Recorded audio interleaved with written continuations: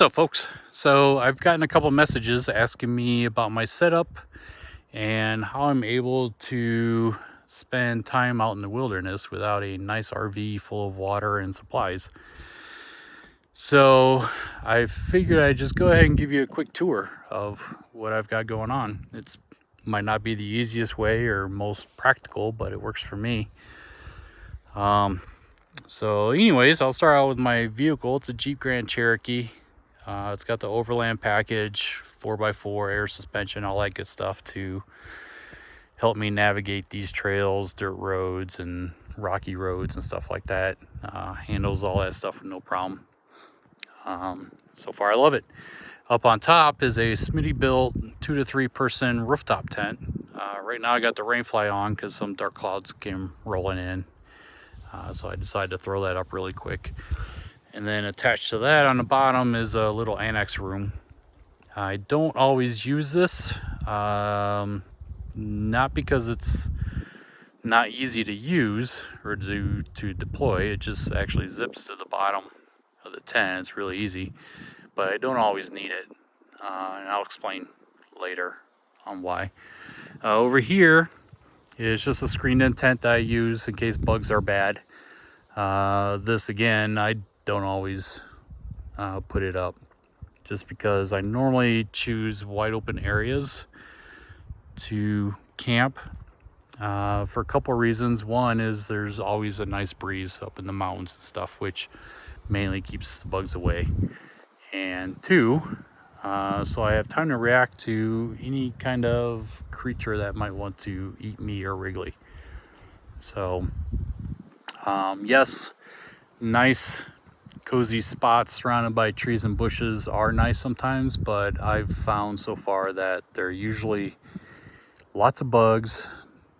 Gets kind of hot even though it's shady because there's no breeze, and you start hearing all kinds of crazy noises and you don't know which way it's coming from. So anyway, since I'm new at this, I figured I'd play it safe. You know, that whole military risk assessment crap they drill into your head. Anyways, moving on. This is a little screen-in room, like I said. I don't always use it. I usually know the first day of camp around dusk whether or not I'm going to need it, because that's usually when all the bugs come out. But the bad thing about this tent is the netting is so fine. Well, I guess it's a good thing as well, that it keeps out gnats and no-see-ums and smaller biting things. But unfortunately, it also blocks the wind, so it gets kind of hot in there. So as you can see, it's completely empty. I only use it if I absolutely need to. I'll show you the inside of the tent. Again, it's a 2 to 3 person tent. It's only a 3-season tent, so anything under 40 degrees, I would not sleep in here because you'd freeze to death. You can buy a winter kit that you add basically insulated walls to it, but I don't have that.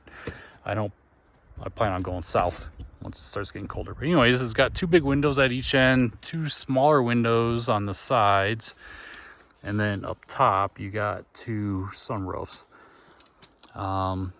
which right now the rain fly is covering them up, but it's nice to lay in bed and watch the stars at night.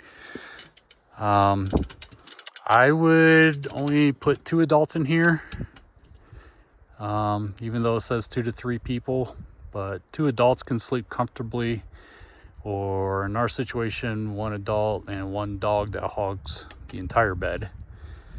It does have a 3-inch mattress to it.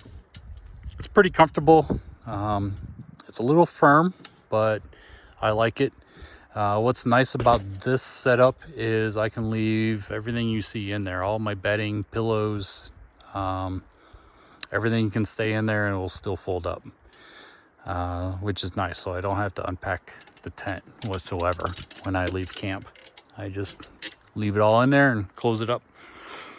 Over here is my kitchen, or not kitchen, I would say my kitchen sink.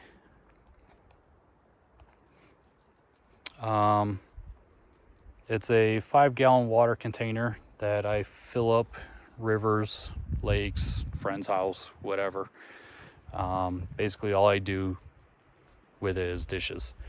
So it's sitting on rocks like that because if you know my dog, he loves water and puddles. So what I do is I usually find wood, rocks, whatever, to elevate it up off the ground so I can actually do dishes. But also I put it on an incline. It's hard to tell, but the ground goes that way. The reason for it is when I turn the spigot on, the water runs underneath the rocks and doesn't create a puddle underneath the spigot so that my crazy dog can get all muddy and stuff in. So that's why it's looking like it does. My hammock, self-explanatory. Over here I got 2 foldable tables and my Coleman stove and my chair. This is what we'll move into there if the bugs are bad. But like I said, I'm usually pretty lucky. This is the annex. Again, it's really easy to put on. It's just a zipper. Zips onto the bottom of the tent there. It's got 2 windows, one over there and one over there. They're currently closed, and 2 doors. This one, and then this one against the vehicle, which is nice because you can unzip that and access your vehicle without leaving the tent. Another nice thing is the floor zips out. So you can see my little toilet there. In areas where you are allowed to dig holes and do your business in, this comes in handy because the floor actually zips out. You can unzip the corner of the floor there, dig your hole, put your little toilet over the hole, do your business, then fill in the hole and zip the floor back up. Really easy. Same thing with the shower. My shower would hang up there. Unzip the floor, take your shower, let all the water run onto the ground, then zip the floor up. So that way the inside of your little room here stays completely dry.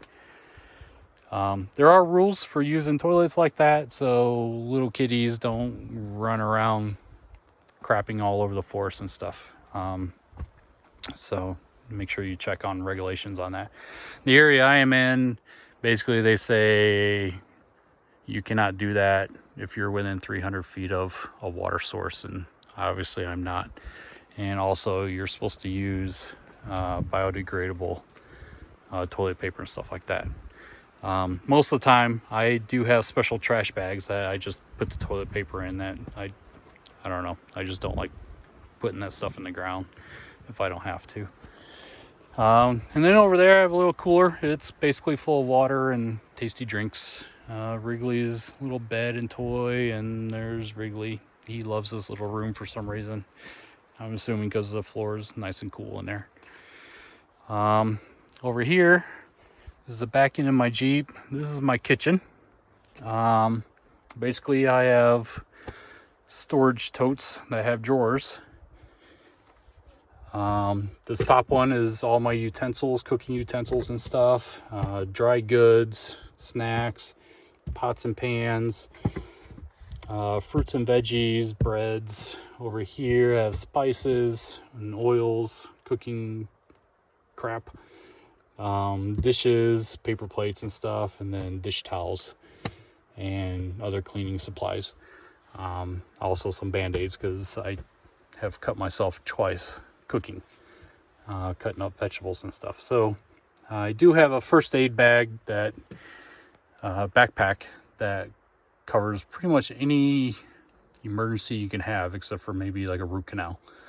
But I keep that up front, and figured I have a couple band-aids back here just for easy access. This right here is basically a porta potty, which is one reason why I don't always set up this annex. It's really easy to use. It's spring loaded. You take it out of the bag and you throw it, and poof, you got a porta potty. So if I need privacy in a hurry or whatever, that's what I can use. If for whatever rules or regulations I can't just go out in the woods and do it. This is my shower. It's a 5-gallon bag that holds water. Basically you fill it with water, you throw it out in the sun, and the sun will heat up the water, and then it's a gravity fed shower. You just hang it up in the room there, and take your shower. On the other side, I'm not going to show you, but on the other side, I have two more of these facing the opposite way. Well, actually, you can kind of see one of them there. One of them has all my clothing in it, and on the other side are just additional supplies like more propane tanks, my survival gear, axe, chainsaw, all that good stuff. Gun and pepper spray. This is my Gold Zero Yeti power station. This thing is pretty awesome. It's basically a lithium battery that's rechargeable. Powers pretty much everything. It's got 2 AC connections, a row of USB connections, a 12 volt. You can recharge this with either solar or an AC plug. My Jeep actually has an AC outlet with an inverter built in. So basically, when this needs to be recharged, I just plug this into it and it will recharge it. But this thing, highly recommended. It's awesome. Connected to it via 12 volt right now is my refrigerator. And this thing is awesome as well. I keep it at 32 degrees. Well insulated and very efficient. When it's running, which it hardly ever runs, it only pulls 3 amps from my battery. And this battery, based on those 3 amps that are being pulled, that battery can power this refrigerator for about 100 hours, three or more days. So very efficient refrigerator. Pretty roomy. It goes pretty deep. It's probably hard to see. These little baskets come out for easy access to some stuff. Underneath this basket are actually ice trays. This refrigerator will actually make ice, which is pretty incredible. But like I said, very efficient. I love the refrigerator and the power bank. Highly recommend them. And that is about it. If you guys got any further questions, feel free to ask. Oh, how long can I stay out? I don't know. I haven't tested that yet. The longest I've stayed in one spot has been 3 days. Just because I like to go out exploring. I don't like to sit in one spot. Also because all the fires in the area. But with my water that I have in that cooler, in that jug, and then I don't know if you saw, I also have water in the refrigerator. I have plenty of food. Me and Wrigley don't eat or drink a lot.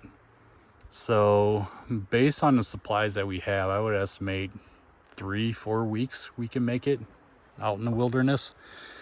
Maybe even longer. I do have, instead of doing dishes using water, I do have other cleaning supplies, like wipes and stuff like that I could use to conserve water. But my theory is, the one bad thing about this tent is if I want to go out and exploring, I have to close up the tent. So my theory is, well, if I'm closing up tent, I might as well find another place to camp while I'm exploring. So like I said, the longest I've stayed out so far is 3 days. But we can certainly go a lot longer. But in the way this annex works, I did it at one of my last camps, is I can mark my tires where my Jeep is currently sitting, unzip this annex and just let it drop to the ground, and then close up my tent and go. And then when I come back to my camp spot, I just line up the tires to the marks I made and then reattach the annex. So it is pretty easy to come and go, but again, I just rather find another camping spot than having to backtrack to where I currently was or where I just left. So that's why I haven't been able to test how long I've been able to stay out, but I would estimate you know, 3-4 weeks, maybe even longer. I don't know. Maybe I will test it one day, but not here. There's way too much to explore. I've got Glacier National Park 5 miles from here, so I'll probably either do that tonight or tomorrow. But I will be staying at this camp for several days, just because it's nice. I like it. It's close to the park and other stuff in the area that I can explore without traveling too far. So anyways, I think I covered everybody's questions. If not, remind me, or if you have any further questions, feel free to ask me and I'll try to get back to you. Thanks. Peace out.